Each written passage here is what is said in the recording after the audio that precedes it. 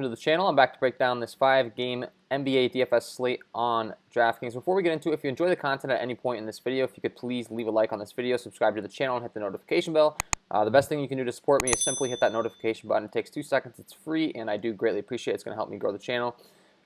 Before we get into it, due to a lot of requests, I am going to introduce a new segment in this one. I'm calling it my lock of the night. There's been a lot of comments saying give us your top 3 plays or give us your best play of the night or something similar to that. So stay tuned to the end of the video to check that out, lock of the night. That's going to be debuted today. So a 5-game slate on this one. Not exactly the most games, but we're going to go ahead and start breaking it down. As far as last night, quick overview of my lineup. Last time out, I got bit by the injury bug, which ended my hot streak since Christmas. And then last night, I got hit by the blowout bug because I was really high on the Portland, Golden State, Washington, Minnesota games. Very fast pace in the Atlanta-Brooklyn game. So I had Steph Curry, Bradley Beal, Will Barton, Thad Young. So I thought Stewart was a great value play for Detroit with no Blake Griffin. Isaiah Stewart, he went out there and put up 13 DraftKings points in the first quarter and then just didn't see the floor again. So that was unfortunate.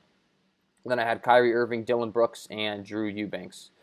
So didn't pan out for me targeting those fast-paced games because while they were fast-paced, they just turned into a blowout. Portland winning 123-98, Washington winning 130-109. So Beal, Curry, all these guys got pulled. Hopefully you had a good night. Kind of went south for me, and quick overview of that. You can go ahead and check out my Patreon packages over here on Patreon, NBA DFS Patreon packages. You can get access to my premium NBA projections, NBA data sheet, player stats, team stats, play context stats, all that fun stuff. If you're interested in some extra content from me, I've gotten some really good feedback on that, and you can follow me over on Twitter at KJK_DFS, where you can see my top play of the night every night. Trying to give you guys as much free content as possible, so I'll tweet out my top play over there. If interested in some more detailed analysis from me, you can go ahead and purchase that package. So, with all the promo stuff out of the way, let's go ahead and start breaking this down. First game, New York at Indiana at 7 o'clock. At the top, Domantas Sabonis comes in with a 9-4 price tag. This game comes in with a 213.5 over-under. So, a very slow-paced game, and the Indiana Pacers are 9-point favorites, so might turn into a blowout, taking on the New York Knicks, not exactly the best team. So, not a fast-paced game, and could be a possible blowout. So, I mean, targeting a guy like Domantas Sabonis makes a lot of sense because at 9-4, if it does turn into a blowout, he's probably going to get there for you anyway. He gets all the usage in the offense. The only problem is he's only been 8-6, 8-8. Now he's 9-4. So while I say he gets there, he did just get a significant price increase, which might actually affect his ability to get there. So not to contradict myself, but you know that's the only issue. If this does turn into a blowout, that price tag increase could actually really cost you. Because if he goes out there and puts up 50 DK points, that's great and all, but you know, at a 9-4 price tag, is that enough to get you there in other games that stay close on the slate and a guy that's a little lower priced than him? Maybe not. So that's the thing you got to think about there. Julius Randle on the other side, 9-1, has been an absolute beast, putting up triple-doubles literally as a big man. So you get that triple-double bonus over here on DraftKings. You like to see that. Last time out, he only put up 38 DraftKings points against Toronto in a game that turned into a blowout, 100-83. So, you know, same rule applies to him. If this game stays close, he's going to get you there. He's an absolute fantasy point per minute beast. But if it turns into a blowout and they go to some guys on the bench, that's going to kind of bite you in your lineups because you are paying 9-1 for him. On the cheap end, some guys you want to look into that, and whenever a game's expected to turn into a blowout, I like to target some price tags, some guys that are priced a little cheaper because, you know, as mentioned, those other guys might not get there, but these cheaper guys can. So an RJ Barrett at 6'5", it's him and Julius Randle that are getting all the usage. So a guy like Julius Randle who's priced up, who might not get there, maybe RJ Barrett goes out there, and even though they lose, he's able to knock down some threes. He has shot absolutely terrible from the three-point arc these last 4 games. 0 for 6, 0 for 4, 0 for 3, and 0 for 8. So very, very bad from behind the arc. If you can just hit a few of those threes, you'll be happy with him because he got 34 DraftKings points, 26, 27 DraftKings points the last 3 times out. Literally, if he just hits 2 or 3 of those threes, you know, that's a much different story with a half-point bonus on DraftKings. So you could be looking at him. Alex Burks is questionable in this game at 5'4". So we'll have to keep an eye on him. If he's back, he would by far be my favorite target just based on his price tag, and he can absolutely stroke it from behind the arc. So putting up 36, 38, 29 DraftKings points the first 3 times out, and he hasn't got a price tag adjustment. So he would be my top option there. And then Reggie Bullock, same rule applies, 4-4, a cheaper option that can shoot from behind the arc and has a more reasonable chance of getting you there at his price tag. And then lastly, on the Indiana side, if we're playing the blowout route and you think this game is going to turn into a blowout, the two guys I'd want to be targeting are, well, I guess there's really three. You got the Holiday brothers, Justin Holiday, Aaron Holiday, and then you could target Doug McDermott at 4-9 as well. Dougie McDermott can shoot the three ball. Same thing for him as, all these cheap guys. They're going to get you there by shooting and just the game being a blowout and getting some run. And then you got Justin Holiday, Aaron Holiday. So those would be the guys I'm looking to in this one if I'm playing, that blowout route. Moving on to the next one, OKC at Orlando. Nikola Vucevic at the top at 8-7. This game doesn't have an over-under release right now, but the Orlando Magic are 7.5-point favorites. So another game, could turn into a blowout. Not quite as bad as the 9-point spread that we just discussed, but at 7.5, it's kind of the same thing. We got a short slate, so you can't really factor in the blowouts too much. You can't really factor in the blowouts too much as is because you'll get yourself in trouble. But Nikola Vucevic at the top, taking on the OKC front court. I mean, this guy's kind of underperformed to start the season. He's going to get all the volume in this Orlando Magic offense. He's the main guy. They don't really have a lot of threats to go to outside of him. Hasn't really been able to put up a big game as of late, but you could see they did already play this OKC team one time, and he was able to put up 52 DraftKings points, 28 points, 5 assists, 10 rebounds. I could see a similar line from him in this one, and at 8-7, you'd be pretty decent with that. Wouldn't be complaining. It's just a matter of if you have the salary relief guys to fit in around him. Shai Gilgeous-Alexander at 7-9. He's going to get all the usage on the OKC side. And the Orlando Magic don't exactly have the most elite defensive guards. I mean, Markelle Fultz is a pretty good defender, but outside of that, the help side and all that stuff, I'm not really all too concerned. So I do think that Shai Gilgeous-Alexander is a reasonable play at 7-9. We've seen him priced up in the 8K range. He's finally coming down a little bit, so you can go ahead and take advantage of that price tag there. Al Horford at 6-1 continues to be underpriced, in my opinion. They're going to need his defense out there taking on the likes of Nikola Vucevic. They're going to need him down low, and Vucevic can shoot it from behind the arc as well, but Al Horford's a pretty good perimeter defender as well for a big man, and he can shoot the three ball himself, so you get a little bit of bonus with a three-point. The last two times out, he shot 3 for 5 and 3 for 7 from behind the arc. At 6-1, he's very reasonably priced, an option you can be looking to there. Evan Fournier and Terrence Ross are both questionable, which is going to be big injury news in this one, so we'll have to keep an eye on this one. Fournier is a true questionable with back spasms, and then Terrence Ross at 5-2 is listed as probable now, so DraftKings hasn't listed, still with a questionable tag, but he's listed as probable, so look for him to be in. And he's been absolutely beasting and feasting all season long. He's a guy I like to play because he's the sixth man on this team, so when he comes off the bench, he gets all the usage with the second unit. He doesn't have to compete with guys like Nikola Vucevic, like Markelle Fultz for the usage. He just gets all the shots he wants. So I'd be looking to go to him. If he is starting in this game for some reason, I mean, he'll get more minutes, but he won't get as much usage. I would tend to say I wouldn't like him as much on a normal basis, but on a small slate like this, I mean, if he starts, I don't think I have an issue with it at 5-2. And then, yeah, I mean, if Evan Fournier is out, a guy you could be looking to that would get a bump in usage would be Cole Anthony on the Orlando Magic side. Cole Anthony, last time he saw 30 minutes, 27 DraftKings points at 4-6. You could be seeing some similar usage, some similar minutes. So I'd be looking to him if we get news that there's no Evan Fournier, as well as Dwayne Bacon at 3-4. Dwayne Bacon last time out getting 28 minutes. He only put up 14 DraftKings points after putting up 28 the time before. At 3-4, if he's able to get you anywhere near the mid-20s in DraftKings points, you'll be real happy with that. So those are my options in that one. Aaron Gordon I didn't mention because he continues to be on a minutes limit. So I'm not trying to play a guy that's priced at 5-6 that's only going to play 20 minutes in a game. If we get news that his minutes limit is being lifted, then I would definitely have some interest in him because he's a good high upside fantasy point player, but that's the only reason I didn't mention him. Moving further along, Charlotte at Philadelphia.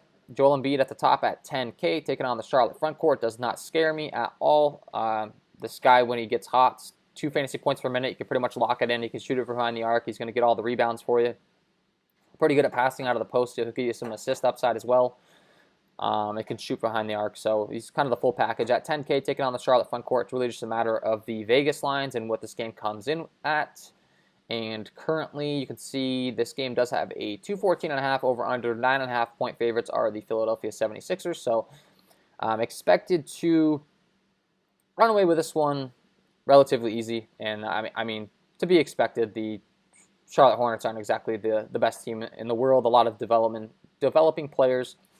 So could they run away with it? Yes. Do I think that Joel Embiid could get there at 10K in the time frame of, through 3 quarters? Absolutely. So I still have interest in him. Ben Simmons at 9K I think is way overpriced. I think he's way overpriced to start the season. I'm not trying to play him at all. He can't shoot threes really. I mean, he has triple-double upside, but even with that being said, he's been scoring like 12 points a game. So, he's scoring 13.2 points a game, so I'm not really all that interested at 9K. I think he's overpriced. I'd have more interest in his teammate, Tobias Harris, at 7.3. Tobias, a guy that can shoot it from behind the arc. We've seen that the last 3 times out. 4 for 6, 2 for 5, 3 for 4, 41, 53, and 38 DraftKings points at 7.3. Not too worried about these Charlotte wing defenders, so I'd have some interest in him. On the other side, it all starts with Gordon Hayward at 7.2. Has really taken on a big role in this Charlotte offense since coming over. Last 2 games have been blowouts, so he's only put up 25 and 20 DraftKings points. We could see some people not wanting to play him because they just log into the DraftKings lobby, they see that, and they go, oh, he's been doing bad. But you got to take the context into consideration, and they have been blowouts. So if he's able to get back up there to 36 minutes or so like he saw against Brooklyn, he put up 49 DraftKings points in that one. We could see a similar output from him. Terry Rozier and Devontae Graham are guys that I've been targeting early on in the season, saying that they're going to be the primary guys over LaMelo Ball. However, LaMelo's been getting some more minutes these last 2 games. How much that has to do with the blowout, I don't know, but he has been performing pretty well. So I'm starting to become a little concerned about LaMelo Ball cutting into these guys' usage and minutes. I'm not really as interested in them as I have been at their price tags. I'm going to wait for them to be priced down a little bit more. I'd have more interest in guys down here like a LaMelo Ball, 5.5. Last 2 times out, he's seen 29, 27 minutes. He's put up 44 and 31 DraftKings points. 4 for 5 from behind the arc, 2 for 7 from behind the arc, 3 rebounds, 6 assists. He's going to get you the rebounds. He's going to get you the assists. Every time he gets the ball, he's going to push it out on the break. That's kind of the LaMelo Ball, the way he's playing, the way he's promoted himself.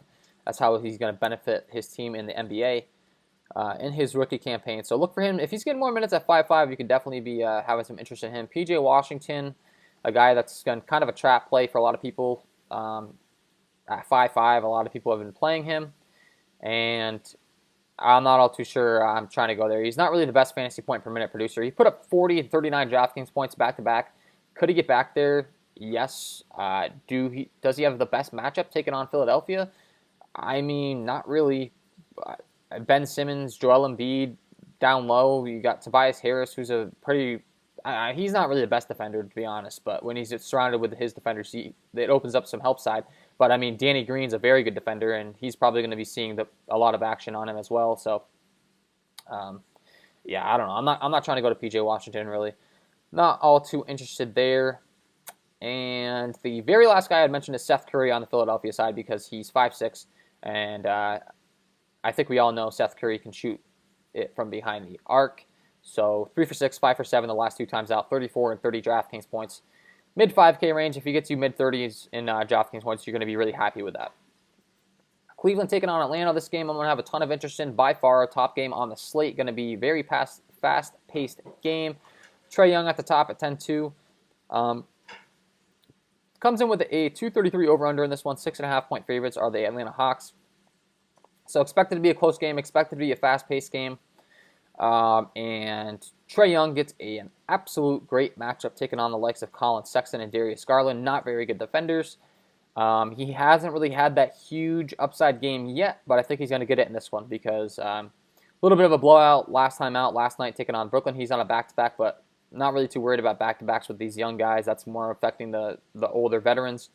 And after only seeing 32 minutes after the blowout, they pulled him early. I think he could be a little more fresh than you would expect, if that game were to go to overtime or something like that. So I'm not factoring that in. I like him a lot. Yeah, he's definitely going to be a big priority for me with this pace and this matchup. Andre Drummond on the other side is going to be a big priority for me. The Cleveland Cavaliers continue to be without Kevin Love. So that's going to open up more rebounding opportunities for Andre Drummond, a guy who's already arguably the best rebounder in the league. And 8-7, 8-9 price tags the last 2 times out. He's put up 59 and 37 DraftKings points. Last time out was just an absolute blowout. The games that haven't been blowouts, he's put up 64, 57, 59 DraftKings points. So, I mean, guys just absolutely beasting, and it makes sense because, I mean, let's be honest, the Cleveland Cavaliers aren't exactly the best team, so he can just go out there and do whatever he wants. He's going to get all the opportunity in the world. So I do like him. John Collins on the other side at 7-5. You got to have a bunch of interest in him. Only played 25 minutes last night because of the blowout, but if he gets back up to 30 or so minutes, we saw what he did the time before against Brooklyn, 48 DraftKings points. I'd be having a ton of interest in him. Larry Nance Jr. is going to get more minutes with no Kevin Love. At 6'9", he's pretty appropriately priced, but he's a very good fantasy point producer. So while he is appropriately priced, with this game being a fast-paced game, the game environment and how much he produces, you know, I'd expect him to definitely be able to put up 40-plus DraftKings points for you. So he's going to be a priority of mine. Darius Garland, Bogdanovich, both of these guys can definitely get you there at their price tag, $6K. I mean, I'm going to be talking a lot about guys in this game, but for good reason. The pace is just going to absolutely blow away every other game on the slate. Bogdanovich, there's no more Gallinari after going down with an injury, so he's getting all the usage with the second unit for the Hawks. He can absolutely stroke it from behind the arc. 6 for 11 the game before last game, where he put up that 33 DraftKings points performance. Only problem with him is he was around 4.8. Now he's up to 5.8. Got a big price bump, so do I want to go to him when I can go down to a guy like Cam Reddish? Not sure. Cam Reddish comes in at 5K. 31, 32 minutes the last 2 games out. He's only put up 27 and 24 DraftKings points, but we can definitely see that one change against a Cleveland team that's very bad defensively. And then Clint Capella is very underpriced if he's going to be a full go for this team. It'll be interesting to see how they manage him on a back-to-back. He put up 30 minutes last time out after only putting up 20 and 20 minutes his first 2 times, being limited coming back off that injury. He put up 35 DraftKings points. If he's not limited, I mean, 5.2 is way too cheap for Clint Capella. So we're going to have to keep an eye on some news with this one. But I'm going to be all in on Clint Capella if he's not limited.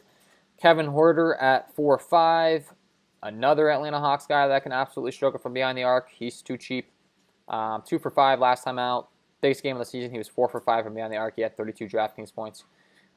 His minutes are a little capped right now is the only issue with him, but you're expecting him to get there at his price tag. That would be the reason for going there. As far as Gallinari and his status, it says he can miss some games. I don't expect him to be back in this one. That guy's built out of glass, so he just comes back and gets hurt again.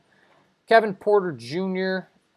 Is continuing to be out. So same thing with Kevin Love. You know, it's going to get a bump to Larry Nance Jr. It's going to give a bump to a guy like a Chetty Osman. So he'd be the very, very last option I'm going to talk about in this game. As far as the forwards, in the very last option I'm going to talk about overall is Dante Exum.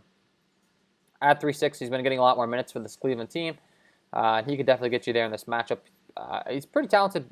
Speaking of guys that are made out of glass, he's the same thing. He's just constantly getting hurt, but I mean, he's a pretty talented player. If he can get some minutes, he can definitely get you there at 3.6. Very last game, Toronto at New Orleans. So this game is going to be what I would expect to be a pretty good game. Pascal Siakam at the top at 8.3 after last time sitting out due to disciplinary issues. We didn't get that news till like literally 10 minutes before the game. There were a lot of mad people about that one, but he walked off the floor early in their loss against Philadelphia and was benched for it. So coaching staff not happy with him. How he responds to it, we'll see. I think he's going to be fine. I think he's an absolute beast. I think he's a guy that's not really talked about enough in the league and a guy that a lot of people don't know. Only problem with this game is it's a 213.5 over-under. Expected to be a defensive battle. So while that might not be an issue on a 5-game slate where literally every other total is around 213 besides the big one in the Cleveland-Atlanta game, I just have to mention it's not expected to be the fastest-paced game. So Pascal Siakam, Brandon Ingram, Kyle Lowry, Zion Williamson at the top. I mean, these guys are all obviously the most involved in the offense. I would be prioritizing Pascal Siakam on the Toronto side. I would be prioritizing Brandon Ingram and Zion Williamson on the New Orleans side. Of course, you're going to pay for them, but these are guys that are all putting up around 50 DraftKings points a game when they're in a close game. I expect this one to be close. Only problem, as mentioned, is the over-under, and there are some pretty good defensive players on both sides. The Toronto defense is very scary, taking on Pascal Siakam, Kyle Lowry, Fred VanVleet, OG Anunoby. All these guys, literally, they're all elite defenders, so that's just a scary thought to be targeting them. But a New Orleans side that's expected to have guys that get a lot of minutes, it makes some sense. Their rotation is very condensed. So, that would be the reason you're going to a guy like Brandon Ingram, like Zion Williamson. Lonzo Ball at 6'6" continues to be underpriced for his upside. Put up 41 DraftKings points last time out, put up 7 DraftKings points the time before. That's kind of what you're expecting with Lonzo, unfortunately, though, with the way this offense works. Yeah, he's kind of a hit or miss. But overall, he's going to be a playmaker. He's going to create a lot for these guys. And at 6'5", 6'6", I think he's the most underpriced guy on the team. Outside of JJ Redick, who's at 3.5, but JJ Redick, we're kind of counting on him to go out there and hit 4 or 5 threes. He just hasn't really been doing so. At 3.5, he makes sense as a punt play on a 5-game slate. He's more than capable of hitting 5 or 6 threes. And if he does, like he did on opening night, he went 6 for 11 from behind the arc with 30 DraftKings points. If he does that at 3.5, you're going to be looking really good in tournaments because I don't expect him to get much ownership. And yeah, that is my overall breakdown for this 5-game slate. Before I let you guys go, I got to introduce you to the new segment, calling it my lock of the night. And my lock of the night tonight is going to be Trae Young. Let's get into it.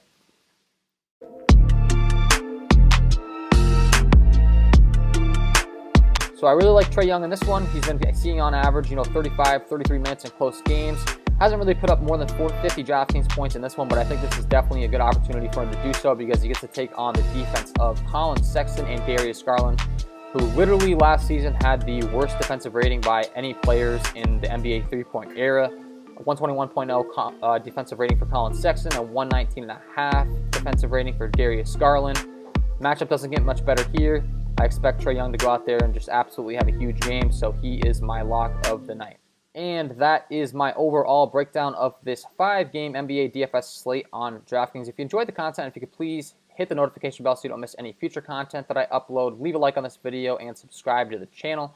I really appreciate all the support you guys are giving me so far on the way to 300 subscribers. We're about 10 off, so if you just hit that subscribe button, I greatly appreciate it. Wish you all the best of luck tonight, and we will see you in the next one.